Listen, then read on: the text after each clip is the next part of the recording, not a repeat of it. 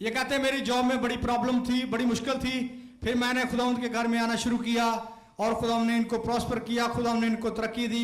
कह रहे मेरे सारे मसले हल हो गए, अब मैं रिलैक्स हूं, मैं बड़े सुकून से ड्यूटी करता हूं। यह खुदावंद के नाम को इज्जत और जलाल देने के लिए आए हैं।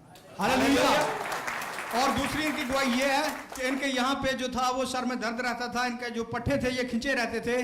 तो कह रहे पास्टर एंडरसन ने इनके लिए दुआ की, या बिल्कुल ठीक है, इनकी सारी नेक मूवमेंट जो है बिल्कुल ठीक है। ये खुदा के नाम की गवाही देते हैं।